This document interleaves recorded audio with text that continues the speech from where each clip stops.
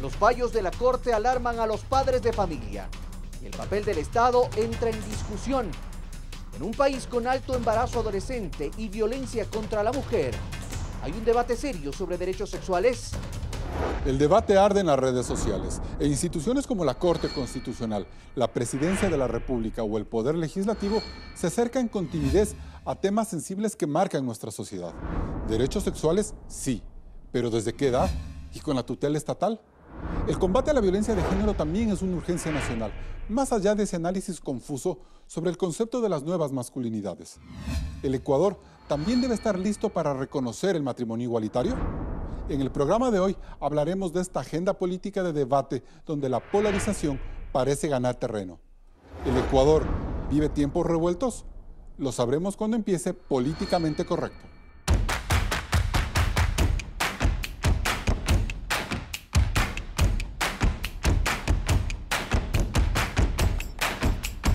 Hoy nos acompañan Pamela Troya, activista LGTBI y vocera del colectivo Matrimonio Civil Igualitario.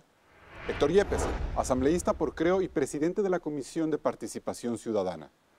Carla Andrade, doctora en Derecho Constitucional y catedrática universitaria.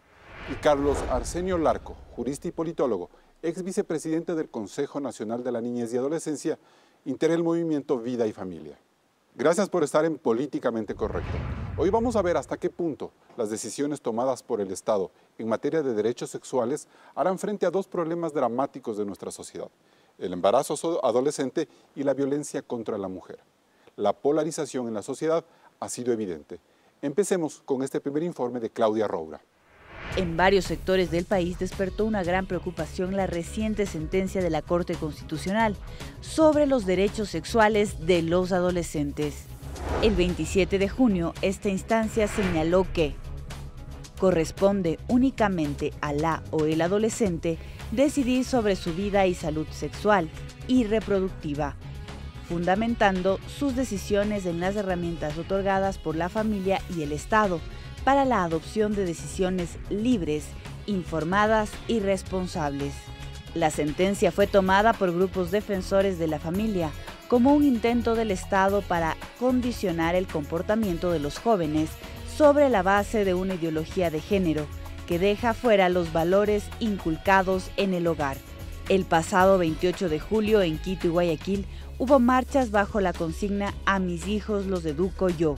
La Corte Constitucional aclaró el alcance de su fallo, asegurando que su contenido está relacionado a la educación en torno a los derechos sexuales y reproductivos de los adolescentes, según los previstos en la Constitución e instrumentos internacionales. Se descartó haberse pronunciado sobre las relaciones sexuales de los adolescentes o que el Estado esté por encima de los padres de familia. Sin embargo, la Asamblea Nacional, con el voto de 70 legisladores, emitió una resolución invocando el artículo 29 de la Constitución, el cual define el derecho humano de padres y madres a la libertad de criar y educar a los hijos de acuerdo con sus principios o creencias y opciones pedagógicas. ¿La sentencia de la Corte Constitucional es políticamente correcta? Bien, Carla Andrade, es una decisión políticamente correcta que la Corte Constitucional haya dado importancia a los derechos y garantías sexuales que tienen los adolescentes en un país con una alta tasa de embarazo para este sector de la población. Hola Carlos, gracias por la invitación. En realidad yo creo que sí, es políticamente correcto y es necesario en un Estado principalmente como el nuestro, que es un Estado de derechos constitucionales, que lo que necesitamos es desarrollarlos. La Corte Constitucional no ha creado un derecho, no les ha dado un nuevo derecho que los adolescentes no tenían, sino que ha desarrollado lo que la Constitución ya ha dicho, ya ha consagrado en su artículo 66, numerales 9 y 10, y eso es necesario, principalmente por lo que usted ha manifestado. En este momento tenemos una sociedad en la que los adolescentes tienen unas tasas altísimas de embarazo adolescente. Lo que uno puede pensar, lo que puede pensar la gente, la sociedad, es decir, hablamos de libertades sexuales cuando tenemos esa preocupación por cómo los adolescentes se están embarazando, hasta qué punto hablar de libertades le puede garantizar a la gente que haya hay una mayor tasa de embarazos. Ese es un poco el razonamiento que se puede hacer. De acuerdo. Aquí tenemos que entender una cuestión, y es que los derechos se ejercen precisamente teniendo información, precisamente recibiendo educación. Cuando la Constitución habla de los derechos sexuales y reproductivos, habla precisamente de la necesidad de tener el control y la autonomía para decidir.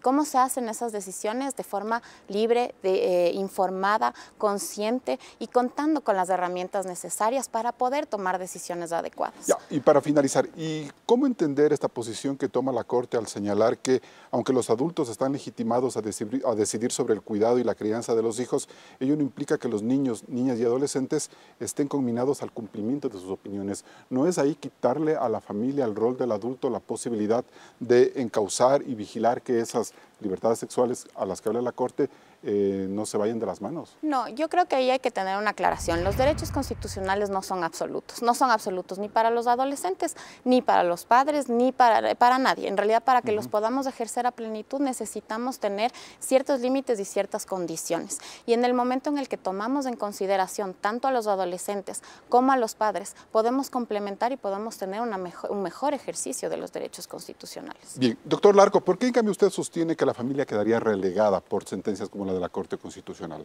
Gracias por la invitación. Creo que la relatividad con la que la sentencia de la Corte toma ciertos aspectos importantes que son fundamentales para el funcionamiento de la célula más elemental de la sociedad, que es la familia, la definición más sencilla, pero la más cálida, la más integrada, la más sólida del tejido social, que es la familia. Cuando la Corte, en sus razonamientos, y leo, por ejemplo, el constante en el punto 110 de la Corte, cuando expresa textual, ello no implica, hablando, usted lo citó hace un momento, ello no implica que el cuidado, crianza, educación, entre otros, no implica que los niños, niñas o adolescentes estén conminados al cumplimiento de las opiniones de los padres. Es decir, los padres siempre han tenido un nivel lógico, ponderado, ecuánime de autoridad sobre sus hijos. Tienen que ejercer una autoridad sobre sus hijos.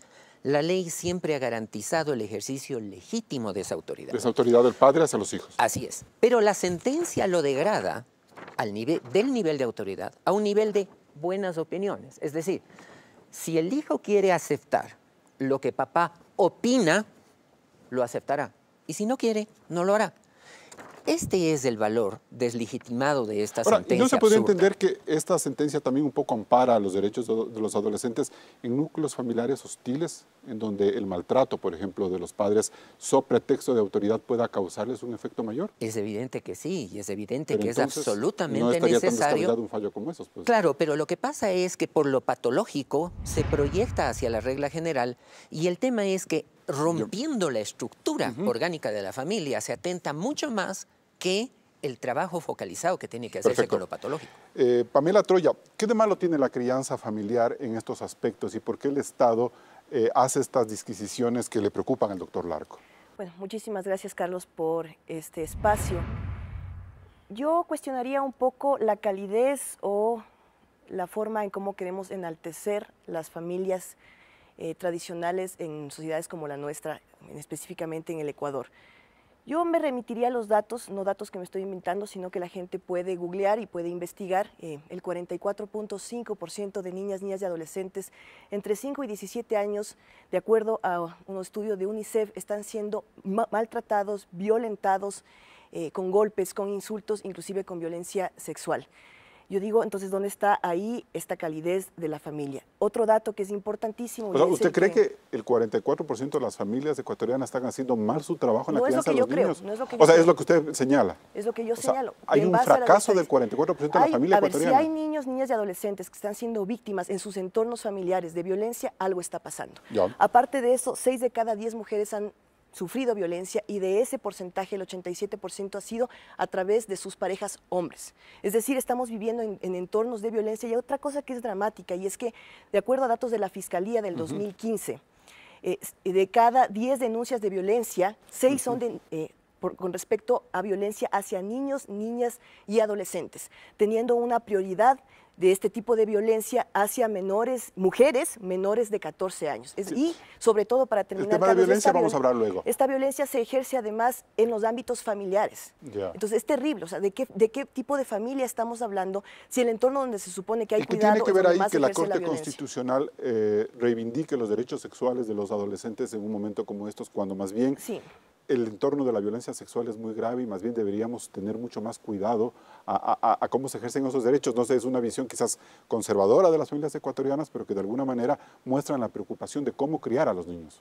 Carlos, tu pregunta es fundamental, porque hay una tergiversación, una mala intención inclusive de desinformar por parte de algunos grupos, porque cuando se habla de educación sexual, enseguida tratan de transmitir que es tratar de incentivar a que los adolescentes tengan relaciones sexuales a diestra y siniestra. La Corte dice que ellos tienen derecho a ejercer la sexualidad con su cuerpo y eso. Hay que entender que también lo que la Constitución y las leyes secundarias están reafirmando es que entre mayor educación, ojo, educación científica, clara, veraz y oportuna, hay una disminución y incluso hay un estudio de esto y está dentro de la política intersectorial que sacó el MIES con otras instancias nacionales para el tema de erradicación de embarazos adolescentes. Entre más información científica, oportuna y veraz hay una disminución del embarazo adolescente. Es decir, entre más educación tengan los adolescentes sobre cómo ejercer su sexualidad de manera responsable. No es un problema de derechos, sino de educación. Exactamente, se disminuye y además pueden entender cuándo son víctimas de violencia. Perfecto. Porque si no hay educación en los entornos de familia, a veces ni siquiera,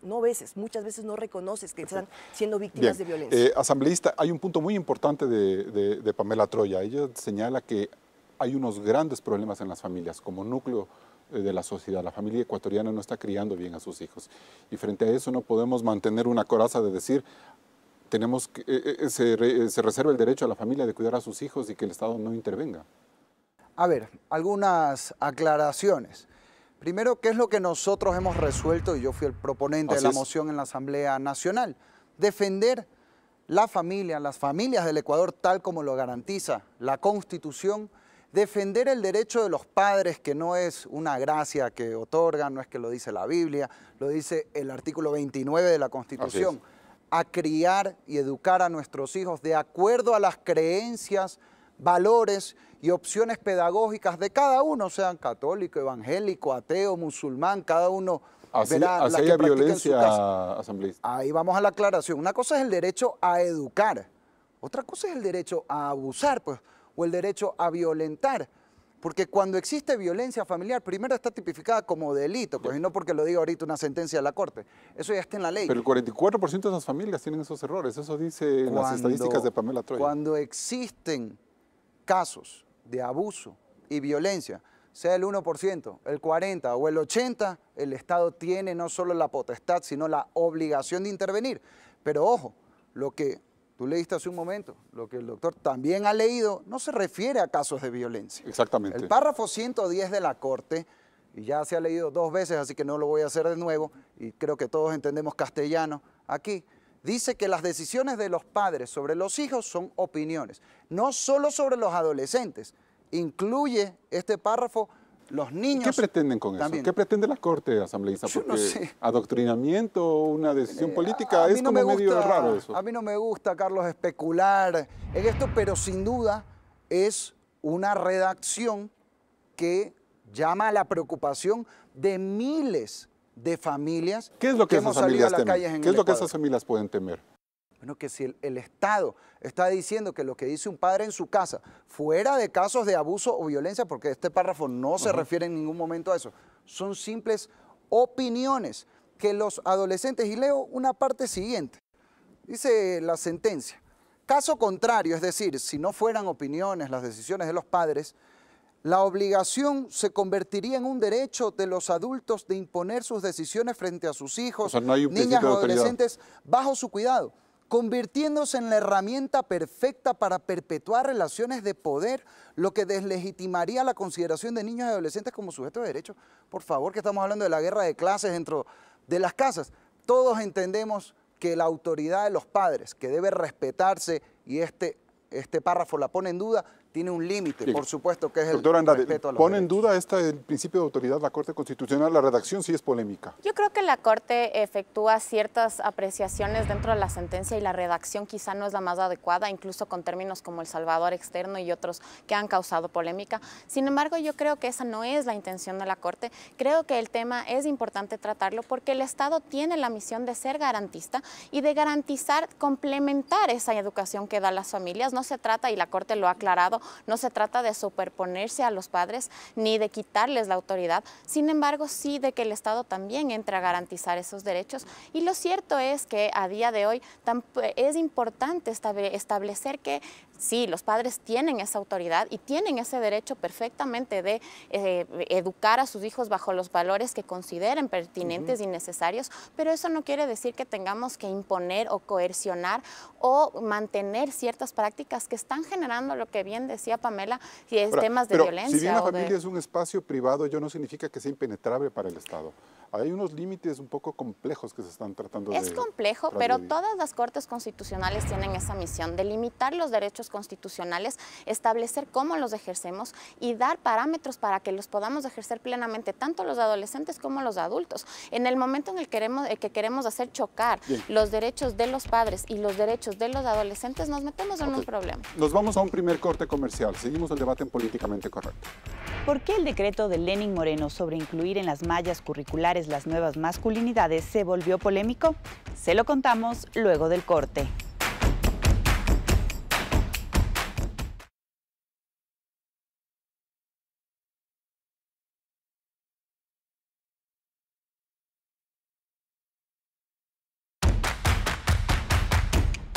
La Asamblea Nacional aprobó la Ley Orgánica Integral para prevenir y erradicar la violencia en contra de las mujeres sobre la base de una realidad. La sociedad ecuatoriana es machista y hostil frente a la mujer. Claudia, cuéntanos. Carlos, partamos de que la Constitución de Montecristi garantiza los derechos fundamentales de las mujeres. En el artículo 70 dice: el Estado formulará y ejecutará políticas para alcanzar la igualdad entre mujeres y hombres a través del mecanismo especializado de acuerdo con la ley e incorporará el enfoque de género en planes y programas. Brindará asistencia técnica para su obligatoria aplicación en el sector público.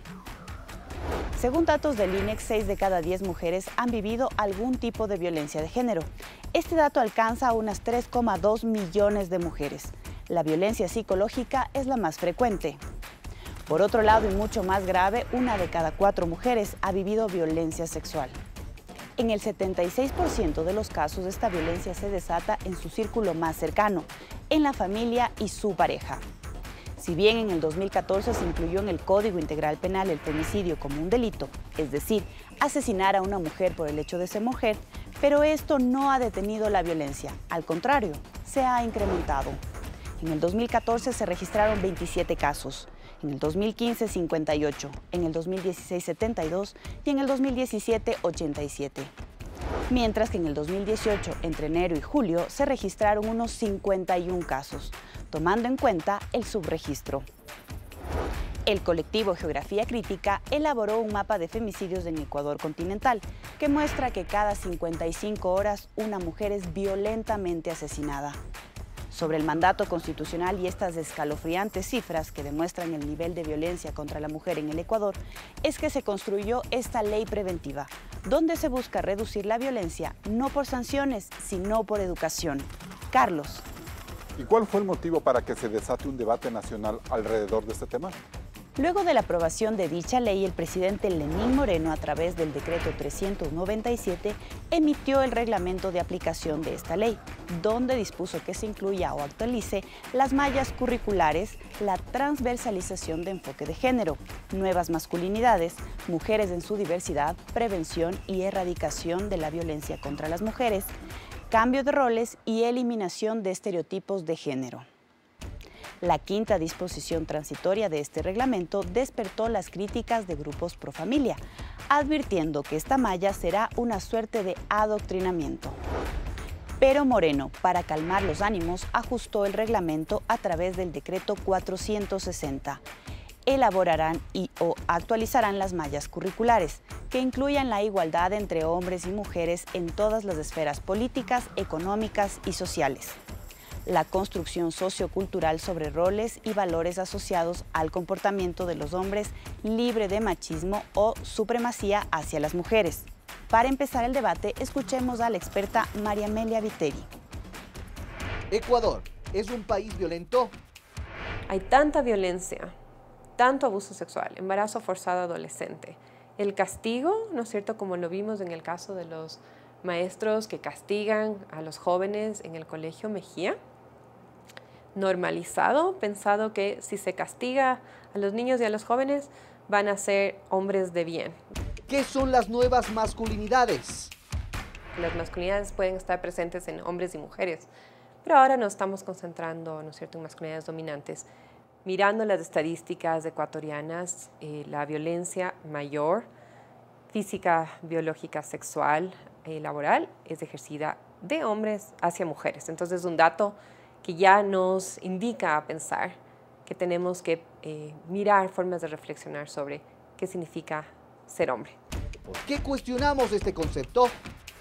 Justamente porque implica, como yo digo, desacomodarse. ¿Y quién quiere desacomodarse, no es cierto? Si es que no alcanzas a ver que tú desacomodo, y aquí de hombres y mujeres, porque como mujeres tenemos mujeres que tienen niños, jóvenes, sobrinos a su cargo, tienes una labor enorme para asegurarte que estos niños no reproduzcan estos roles que van a seguir violentando a otras personas a futuro. ¿El Estado debe intervenir en estos temas? Necesitamos reflexionar en conjunto con el Estado y tener todo el apoyo del Estado para poder reducir hasta eliminar cualquier forma de violencia contra las niñas, los niños y las mujeres. Bien, asambleísta Yepes, ¿hasta qué punto nos desgastamos en una discusión hasta un tanto moral y no entendemos que dentro de las familias hay unos comportamientos violentos y que sobre eso el Estado debería dar una mayor educación y cambiar un poco esos roles? ¿Por qué preocuparnos tanto por este concepto de masculinidades cuando los problemas son de violencia a la mujer? A ver, yo coincido en que no hay que enfrascarse en un término y me parece que el presidente Lenín Moreno hizo lo correcto. Cambió el término en el decreto, rectificó, aclaró que lo que quería decir es que los hombres, y no solo los hombres, las mujeres también, tengamos actitudes respetuosas, no violentas. En mi caso personal, el primer pañal de mi hijo lo cambié yo y muchos hombres y padres jóvenes, de hecho, tenemos esa mentalidad. Y si se trata de promover eso, yo creo que todos vamos a estar de acuerdo. Se aclaró el tema. Ahora, vamos a la violencia. Por supuesto que el Estado tiene que trabajar en prevención de la violencia, que no solo pasa por estos temas, pasa también por el problema terrible que tenemos de consumo de drogas en el Ecuador, pues en Guayaquil, por ejemplo, en mi ciudad, con el problema de la H que hay, eso tiene una alta relación con la violencia. Sí, pero también hay un gran problema de machismo estructural de este país, históricamente machista. Y eso ha generado unos comportamientos violentos que se siguen replicando, incluso alentados con el consumo de drogas y otros temas.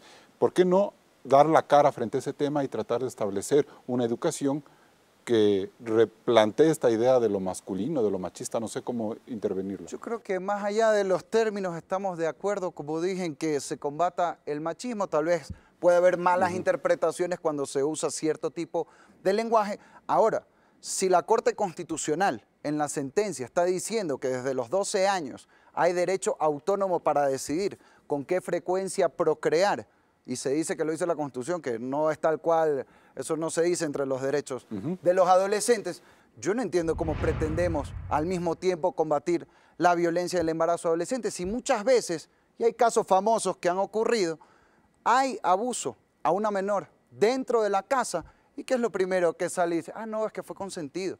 Y en el párrafo 87 de la Corte, de la sentencia de la Corte, perdón, se está diciendo que hay derecho pleno a decidir sobre la vida sexual, decidir, no información y salud, decisión sobre la vida sexual y procreación absoluta desde los 12 años de edad. Pamela Troya, ahí hay unas visiones contradictorias, ¿no? Mientras el Estado plantea la necesidad de reeducar a la población en términos de machismo, también se da rienda suelta, según la visión del asambleísta, a que no haya un control y una orientación hacia cómo deben comportarse los jóvenes. Asambleísta Yepes, usted es abogado. Me sorprende que un abogado realmente no conozca el principio pro persona que significa que uno no puede hacer una interpretación regresiva de la norma. Es decir, cuando existe una norma, en este caso la sentencia de la Corte Constitucional, uno tiene el deber de hacer una interpretación que más favorezca el ejercicio de los derechos.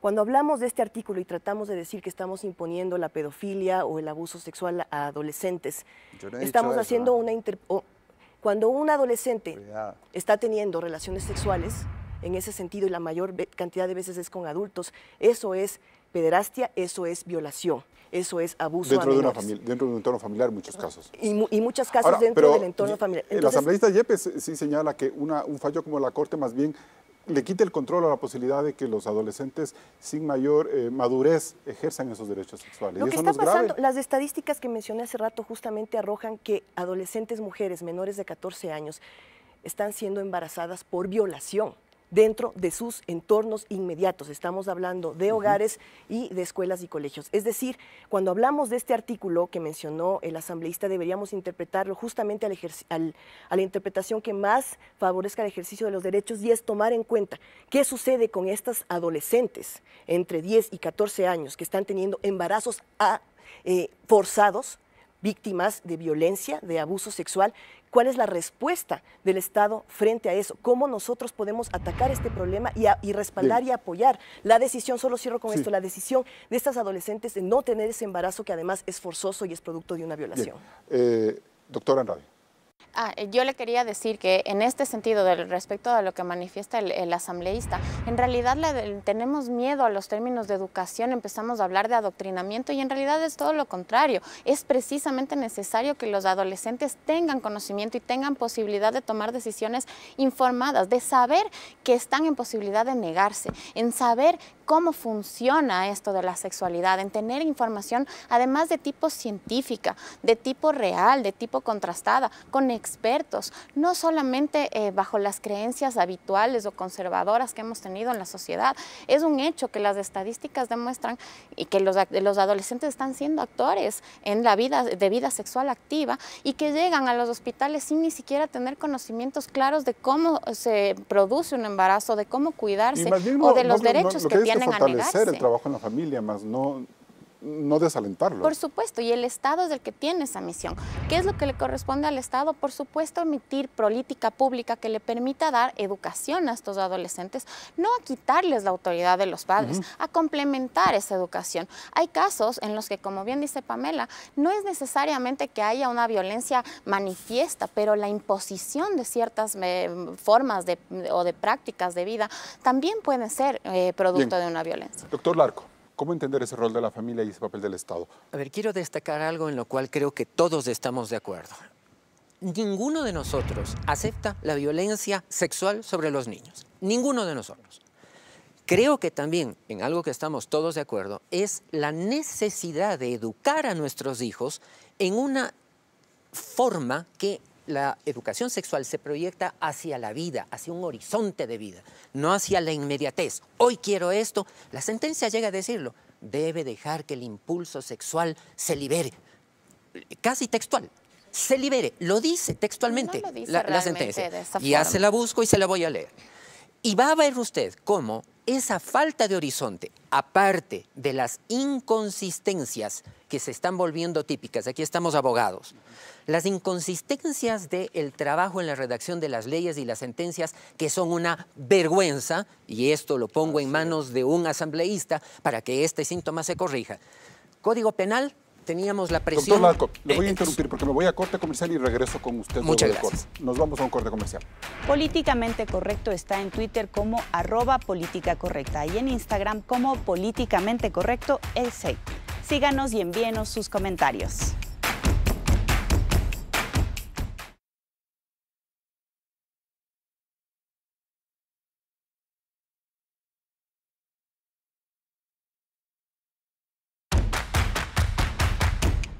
Seguimos en el debate. Doctor Larco, ¿hasta qué punto usted como abogado puede pensar que la legislación en el mundo está cambiando, está evolucionando, incluye ya nuevas percepciones sobre diversidades, pluralismo? ¿Cómo empatar esa corriente mundial frente a temas tan sensibles como puede ser el cuidado de la familia frente a los adolescentes y proteger también que esa familia no incurra en actos de violencia doméstica interna? Es indudable que la legislación está tratando de seguir al fenómeno social que a nivel mundial se está presentando, por diversas razones. Eso está bien. Tenemos un conflicto en Siria. Imagínese usted cómo se ha desestructurado la familia, porque además no solamente que hay guerra, sino que además hay emigración. Es decir, la familia como tal es imposible de entenderla y de conservarla en medios en los cuales entra en crisis por situaciones como este ejemplo que lo estoy citando. Ahora, de eso a que nosotros simplemente por moda tomemos y comencemos a meter una serie de conceptos extraños a nuestra idiosincrasia. Pero las idiosincrasias no deben cambiar. No, de deben acuerdo. Modernizarse. Tiene que haber una evolución natural de las cosas y tiene que cambiar lo que es patológico, lo que está mal. Si hablamos de machismo, mire usted este estudio interesantísimo de José González. Es uno de los estudios más interesantes que se ha producido en Cuba. José González habla de machismo y matriarcado como los factores dañinos del tejido social en Latinoamérica. Sin embargo, tomamos el ejemplo patológico y yo coincido totalmente con lo que ha dicho Pamela. Estamos viviendo un estado, una sociedad altamente violenta, con unos índices de violencia. Hay que trabajar en eso, pero hay que trabajar con mesura, no simplemente, como lo mencionó, muy de acuerdo con el asambleísta, se tiene que dar medidas y dar un concepto del tiempo para aplicarlas. Usted no puede liberar a un adolescente este rato con una medida como la de la Corte y decir, listo, tome sus decisiones. Posiblemente con un ejemplo vamos a tener en cuenta y mucho más claro esta situación. Un niño, niña, estoy utilizando términos técnicos, niño, niña de 12 años que prende la televisión y está viendo un programa que probablemente, aún siendo educativo, no es adecuado en ese momento para su desarrollo emocional, psíquico, espiritual, moral. El padre quiere interrumpirle y el niño, a base de una mala interpretación, de una mala aplicación de esta sentencia mal redactada, va a terminar diciendo, papá, es su opinión. Bien. Yo puedo verla. Es su opinión que no quiera verla, pero yo puedo verla. Y en ese sentido, doctor Andrade, ¿cómo llegar a unificar esos dos puntos? Mire, en realidad yo creo que la sentencia de la Corte ni está promoviendo el libertinaje, ni está permitiendo que los niños ahora me invoquen una sentencia. Difícilmente nadie invoca las sentencias de la Corte a día de hoy. Estimo que los niños lo harán menos para pelear con sus padres en relación con estos temas. Lo que en realidad sí sucede, y yo no voy a defender la redacción de la Corte, creo que tiene muchas falencias argumentativas y formas de expresarse que han causado más polémica de la necesaria, pero lo cierto es que estos valores tienen que trascender más allá de lo meramente cultural o de lo meramente religioso para ir a enseñanzas que sean de tipo científico y verdadero. ¿Cuán grave es que sigamos como sociedad manteniendo conceptos machistas, por ejemplo, en nuestra vida, en la forma de ejercer nuestra vida diaria? Absolutamente graves. Y no significa que sea una moda. Y como usted decía, las idiosincrasias tienen que ir cambiando, tenemos que ir evolucionando. Lastimosamente los adolescentes y los niños tienen acceso a una cantidad de información, como usted decía, a ver programas o a leer cosas o a ver imágenes que no son acordes a su edad probablemente y que necesita de educación. Y eso es lo que yo creo que en el fondo la Corte está planteando. No está liberando a los niños y a las adolescentes a que tomen su vida sexual y a que tengamos un poco de miedo a términos como una vida sexual satisfactoria que nos están dejando enmarcados en un debate muy pequeño de lo que realmente deberíamos estar discutiendo. ¿Y qué deberíamos estar discutiendo, doctora? La educación sexual. El hecho de que los niños, niñas y adolescentes tienen derecho a acceder a información veraz, a información científica, a información que les permita tomar decisiones con el acompañamiento de sus papás. Con el acompañamiento de sus padres ¿no? y del Estado.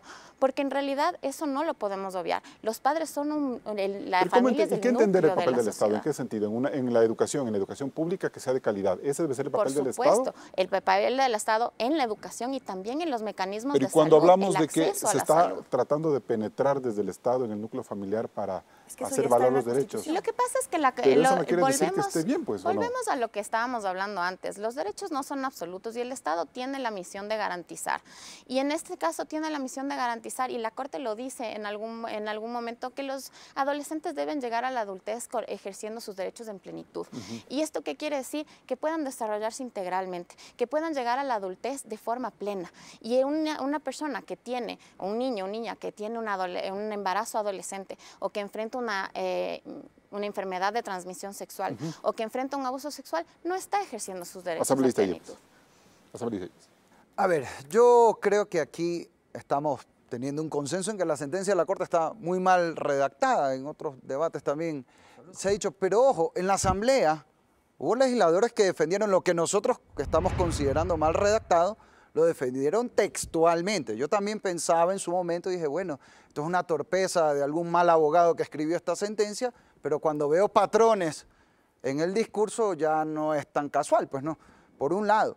Por otro lado, antes se decía en el tema del embarazo adolescente, yo insisto, y quiero creer que es por torpeza de la Corte. Si se está diciendo en los párrafos 89, y bien decía el doctor antes, lo que mencionaba está en el párrafo 89 y 87, perdón, que desde la adolescencia, es decir, desde los 12 años, hay pleno derecho, dice, como sujetos plenos de derecho y en virtud del principio de autonomía, a ejercer la vida sexual, a decidir cuándo procrear y con qué frecuencia. Cuando el Código Penal tipifica como violación, no una relación forzosa, sino cualquier relación se está contradiciendo sexual. Lo que por un lado el Estado y lo que las estadísticas quieren cambiar, es decir, evitar que haya violencias a los niños. La Corte estaría alentando desde ese punto de vista. O por lo menos abre la puerta a un caos interpretativo que de ninguna manera favorece.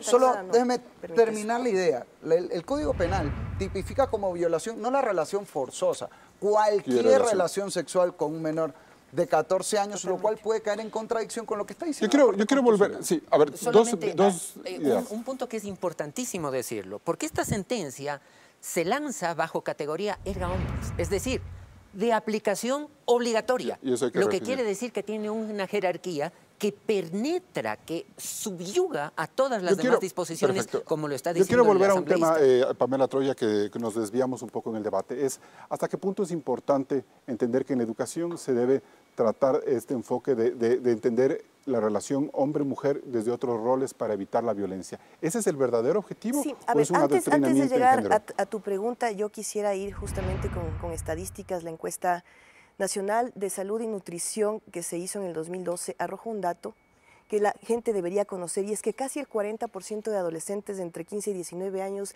ya inició su vida sexual activa, por más que los padres estén en contra o den otra educación. El 7.5 tuvo su primera relación antes de los 15, mientras que el 30 la tuvo antes de los 18. Y aquí hay un análisis que entre mayor educación hay, ¿sí?, más conocimiento hay sobre cómo ejercer con responsabilidad el tema de la educación, de la sexualidad internamente. Entonces, tomando esa realidad y tomando el hecho de que en el artículo 397 de la Constitución ya se obliga al Estado a que penetre en las unidades educativas y se enseñe educación sexual, veraz, científica, oportuna, etcétera, vemos justamente tu pregunta el tema de los patrones sociales. Estamos viendo en sociedades como las nuestras que hay una inequidad y una relación asimétrica de lo que se considera masculino frente a lo que se considera femenino. Las tasas de femicidio, de violencia, de abuso sexual a niñas y adolescentes menores de 14 años en el Ecuador es elevadísima. Algo está pasando y el tema aquí de la educación sexual es educar con ese enfoque hacia la igualdad entre hombres y mujeres, para que mujeres tengamos la misma oportunidad y el mismo acceso a derechos que los hombres. Nos vamos a un siguiente corte comercial. Siguen Políticamente Correcto. Otro tema de debate es la posibilidad de que en Ecuador se apruebe el matrimonio igualitario. Sin duda es un tema muy controversial. El análisis luego del corte.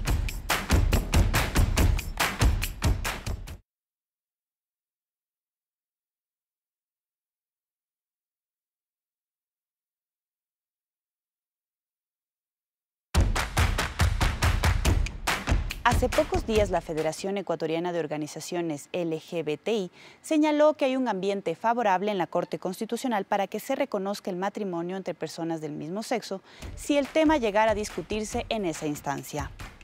Su posición se basa en la demanda de 2 ciudadanas inglesas que buscaban inscribir a su hija, Satia Amani, nacida en Ecuador con los apellidos de las 2 madres desde el 2011.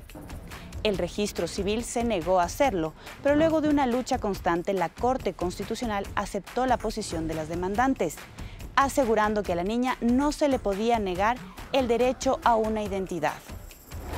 La Corte se fundamentó en el artículo 67, que reconoce a la familia en sus diversos tipos. Ese mismo artículo, sin embargo, advierte que el matrimonio es la unión entre un hombre y una mujer. Pero lo que los grupos LGBTI aseguran es que al sentar un precedente en el caso Satia, los magistrados actuarán de la misma manera al reconocer el matrimonio igualitario. Brasil, Colombia, Argentina, varios estados de México y Uruguay reconocen el matrimonio entre las personas del mismo sexo, y muy pronto también en Cuba.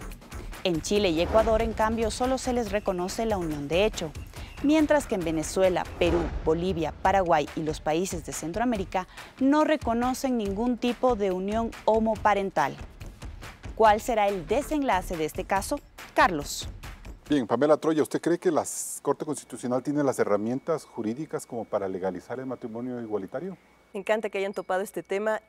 Tiene ahorita ya la herramienta internacional que le faculta, porque además, como bien se menciona en el caso Satia, ya la Corte Constitucional, al generar la sentencia que permite registrar a Satia con el apellido de sus dos madres, eleva ya a norma constitucional, es decir, eleva ya como constitución a la opinión consultiva 24 de la Corte Interamericana de Derechos Humanos, que entre algunos de sus reflexiones y su argumentación jurídica manifiesta que todos los estados, que además forman parte del Pacto de San José, donde está Ecuador, deben permitir que las parejas del mismo sexo puedan acceder a todas las figuras jurídicas de protección de sus relaciones, incluyendo el matrimonio. Es decir, desde que ya hubo el caso de Satia, pero pues yo ya entendería están homologadas. Que lo que está norma garantizando es el derecho que tiene el niño a tener una identidad y una nacionalidad. Sí. Pero mientras existe el artículo 67, que claramente diga que el matrimonio es entre una unión de hombre y mujer, difícilmente se podría aplicar lo que pasa es que, y vuelvo y reitero en lo que digo, lo que hizo la Corte Constitucional con el caso Satia fue no solo limitarse a este tema, sino elevar a norma constitucional toda la opinión consultiva. Y en ese sentido, evidentemente, el artículo que usted acaba de mencionar es un artículo que no tiene sentido con el tema del ejercicio de los derechos. ¿Habría que hacer una reforma o una No necesariamente una interpretación, o simplemente la Corte lo que tendría que hacer es desempolvar mi causa para sentenciar, porque no está sentenciado, está empolvada esa causa, y coger la opinión consultiva 24 para aprobar el matrimonio igualitario. Usted quiso que con su matrimonio, que se legalice su matrimonio como un primer paso, ¿no es cierto? No es un primer paso. El momento en que llega a la Corte Constitucional y la Corte se pronuncie, efectúa lo que dijo... me refiero a que la lucha que usted dio con su matrimonio... Claro, era abrir el tema del matrimonio igualitario. Totalmente así se dio.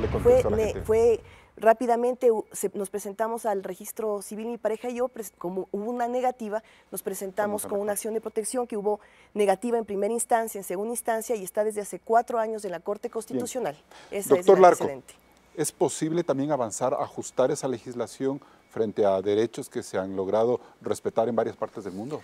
Quisiera hacer una precisión. La opinión consultiva 24 emitida en Costa Rica por la Corte Interamericana de Derechos Humanos manda que los países ajusten su legislación de tal manera que pueda reconocerse la diversidad, pero reconociendo siempre, y esto a base de la relación con otras normas internacionales, otras normas de derechos humanos, de que son decisiones de los estados, de tal manera que en el momento en que la Constitución de la República dice que la adopción solamente existe para parejas heterosexuales, que el matrimonio, así lo redactó Montecristi, y es una decisión del pueblo ecuatoriano, que el matrimonio es solamente para parejas heterosexuales, tiene que primar la necesidad de una reforma constitucional por la vía constitucional y no simplemente una imposición de la Corte. ¿Por qué?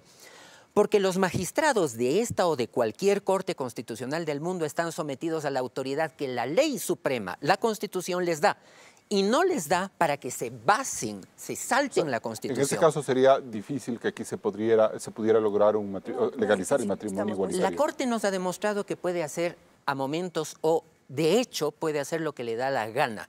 Esta sentencia anterior, que es una vergüenza, la que estuvimos tratando en los primeros segmentos, que es una vergüenza conceptual y de redacción, igualmente podría hacer algo en el sentido de bypasearse, interpretando la Constitución, bypasearse texto constitucional expreso. Pero, Carlos, termino con esto, pero eso sería la comisión inclusive de un delito de prevaricato. ¿Y cómo ajustar esa legislación, asambleísta Yepes, para poner a tono las demandas de amplios sectores que bogan por un matrimonio igualitario? Que son derechos que se han adquirido ya en muchos sectores, muchos países de primer mundo incluso. Yo creo que estamos de acuerdo en garantizar el principio de igualdad, la no discriminación, una cultura no solo desde lo jurídico, sino ya en lo social, donde se respete a quien tiene cualquier orientación sexual. Eso estamos, creo que, plenamente de acuerdo. Pero con todo respeto, la Constitución es muy clara y no está pintada. La Constitución dice eso. Lo que quiero... claramente que el matrimonio es unión entre hombre y ahora, mujer. Y si queremos cambiar eso, hay que cambiar la Constitución. ¿Y usted cree que se debe hacer eso?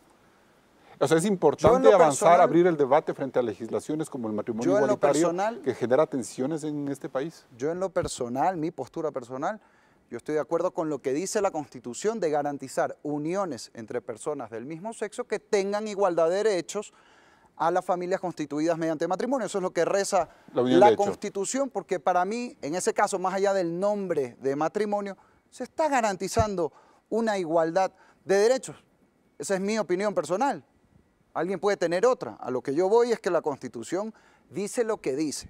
Y aquí no podemos, por vía judicial, interpretar algo diametralmente opuesto. No podemos decir que tenemos unos políticos pues, sumamente conservadores y moralistas en este aspecto, asambleísta. Yo no creo. El Tribunal de Estrasburgo dijo lo que yo acabo de decir también. Yo no sé si el Tribunal Europeo de Derechos Humanos también sea ultramoralista y conservador. Yo creo que en esto, más allá de cualquier posición moral que uno pueda tener, hay que respetar lo que dice la Constitución. Doctor Andrade, la preocupación del doctor Larco es que la Corte Constitucional bypassee este tipo de legislaciones cuando debería empezar a reformarse la Constitución. ¿Cómo entender esa inquietud jurídica que tiene, que me parece importante? Bueno, yo creo que la Corte tiene la misión de hacer interpretaciones y tiene la misión de ir mejorando la interpretación de los derechos y, como bien decía Pamela, de hacer interpretaciones que permitan el pleno ejercicio de los derechos y que vayan siempre de forma progresiva. Ahora sí creo que va a generar un problema y que es un tema muy delicado de tratar desde la Corte Constitucional, porque no hablaría de un bypass, pero sí de una interpretación extensiva, complicada, que sería mejor hacerlo a través de una reforma constitucional. El artículo es sumamente claro, el de la Constitución. En otras legislaciones como la española sí se pudo hacer una interpretación, puesto que los artículos eran más abiertos. Yo creo que la situación de la Constitución ecuatoriana es bastante específica.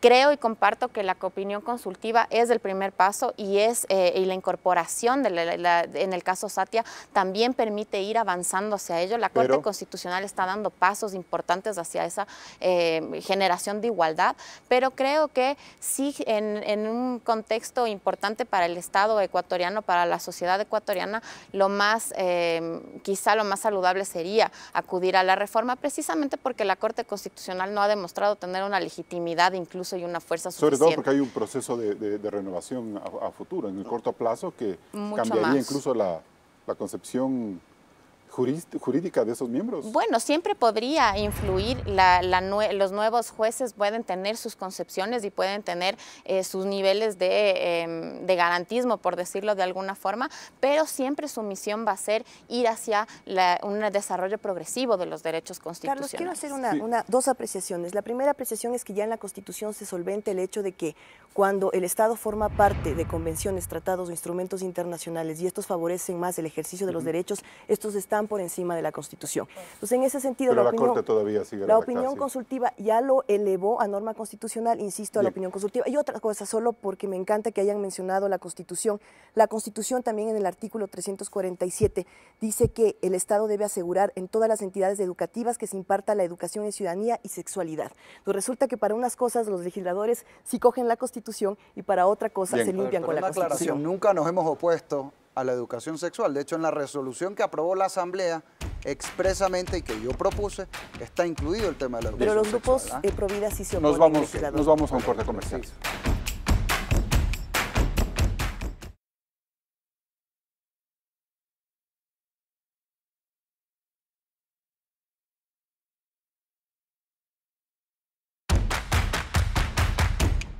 Entramos en la etapa de conclusiones. Carlos Larco, ¿hay formas políticamente correctas de construir una agenda inclusiva que fomente la tolerancia en el país? Pues definitivamente el desafío de los próximos años en el Ecuador es el desafío de crear familias sólidas en donde el amor sea la guía, en donde la calidez sea el ambiente y en donde la visión de futuro para los hijos sea sólida, mantenida. Yo soy, Carlos, un profundo creyente cristiano, un militante en el buen sentido de la palabra, y sé que a la luz de estos principios y valores que este libro, mi Biblia, me ha marcado, ha cambiado mi vida, y creo que cada uno que tome ese desafío podremos hacerlo por el bien de toda nuestra colectividad, que merece el renunciamiento de cosas insanas que hemos venido practicándola, como la violencia, el renunciamiento a aquello para construir un Ecuador completamente diferente. Doctora Carla Andrade. Yo en realidad mi conclusión va hacia que no debemos tenerle miedo a la educación sexual, no debemos tenerle miedo a los términos como enfoque de género o a los términos como sexualidad. Al contrario, el Estado tiene que promover políticas públicas ahora más que nunca, puesto que las cifras de violencia y de embarazos adolescentes son exorbitantes, y eso lo tenemos que cambiar, y eso se cambia a través de la educación, de brindarles a nuestros adolescentes y a los grupos de atención prioritaria de igualdad en el trato, y además de información, de herramientas de salud que permitan ejercer sus derechos a plenitud. Pamela Troya, ¿qué es lo políticamente correcto? Niñas y adolescentes no son objetos de derecho, son sujetos de derecho. Y en ese sentido hay que tomar en cuenta que generar una educación científica, clara, veraz y oportuna sobre educación sexual va a disminuir la tasa de embarazos adolescentes, va a disminuir el nivel de violencia, porque eso es justamente lo que deberíamos pretender como sociedad, y el Estado debe intervenir justamente para disminuir esos niveles de violencia y generar planes y programas que puedan proteger a estos niños, niñas y adolescentes, a las mujeres que estamos siendo víctimas de violencia, y generar definitivamente un Ecuador que elimine el machismo en todas sus prácticas, tanto de hombres como de mujeres también, porque todos lamentablemente somos hijos de esta sociedad machista. Héctor Yepes. Debemos ratificar la defensa de las familias en el Ecuador, el derecho de los padres y madres a educar a nuestros hijos con libertad de acuerdo a las creencias de cada uno, y también respetar la obligación del Estado a garantizar acceso a la información, a una educación sexual objetiva, científica, que debe construirse también con la participación de los padres, no en una guerra entre estados y padres, sino todos trabajando en la misma línea por nuestros niños y adolescentes. Durante mucho tiempo, Ecuador se olvidó de los consensos. Incluso hubo un presidente que soslayó el diálogo asegurando que era propio de las democracias burguesas. Pero los tiempos han cambiado, y dos de los temas que más nos afectan, el embarazo adolescente y la violencia contra la mujer, requieren de grandes pactos políticos y sociales. No se debe minimizar la importancia de la familia a la hora de cuidar a nuestros jóvenes y de inculcarles valores como el respeto y la tolerancia en un mundo que hoy tiene nuevos referentes, que no los podemos ignorar. El Estado, por su parte, tiene la responsabilidad de garantizar al país una educación de calidad que nos convierta en mejores seres humanos capaces de cuestionar todo comportamiento violento. Hasta el próximo programa. Así cerramos este programa de Políticamente Correcto, un importante análisis para construir una mejor sociedad. Nos vemos el próximo domingo.